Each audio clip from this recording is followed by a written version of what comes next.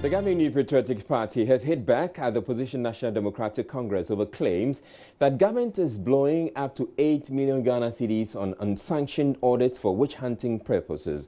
NPP Director of Communications Audit has described the Tuesday news conference addressed by NDC General Secretary John Singh Ketia as a mission to boost his bid to get NDC members to re-elect him.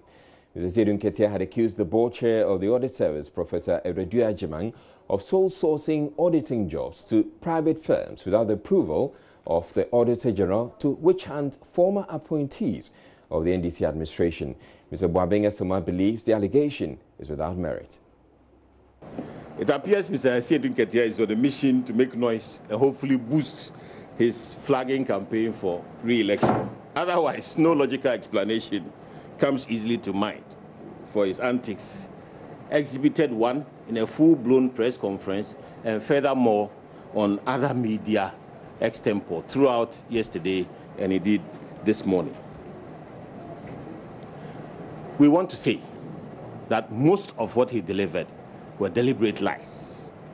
Speculative half-truths and deliberate lies concocted in the pot of his febrile imagination. And this he could easily have verified from the relevant sources. One of the biggest lies told by the NDC General Secretary was that His Excellency, the Vice President, Dr. Mahmoud Bawumia, in visiting flood victims to distribute relief items, used a helicopter from the Ghana National Gas Company. Lie. Very big lie. On the contrary, the Vice President used a Ghana Air Force helicopter with identity mark GHF 696.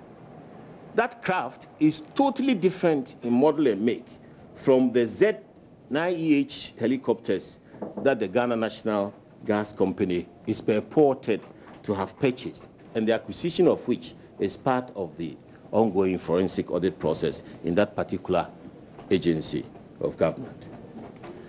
But perhaps we suspect there's a real reason why the NDC is attempting to misinform the public. Is the NDC seeking to preempt the results of those ongoing forensic audits?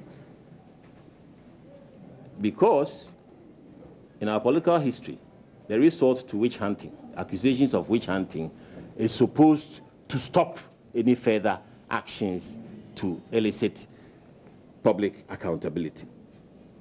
Short of seeking to circumvent and prevent the law from taking its course, it beats the imagination why the NDC is rushing to discredit investigations which are yet to feed into potential prosecutions. The MPP is meanwhile calling on the Auditor General to Attorney General to expedite action on pending cases of alleged corruption involving former government appointees. The government did not spend $6.8 million on the audits, as has been deliberately and falsely put out. The UNDP only provided technical assistance to the office coordinating the results, the audits. This is in line with Section 3F of the IOCO Act, which allows IOCO to seek technical cooperation from international sources. The technical support from the UNDP is part of that is UNDP's anti-corruption support and governance project, and from our understanding, cost less than $100,000. The mention, we believe, of $6.8 million is a total red herring aimed at diverting attention from the substantive findings of the forensic audit and the genuine questions that persons found culpable may have to answer as part of the investigative processes of IOCO. And I want you to please note that the institutions involved are paying for the forensic audits. It would serve the public well if Mr. Sedun Ketia could be humble enough to apologize for bringing the UNDP and the government into disrepute on the basis of a wild, reckless guess, or at least reveal his source for that information.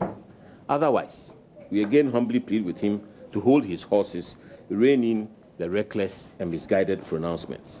Indeed, rumor-mongering cannot be a substitute for information and lies. Neither will it protect you from accountability.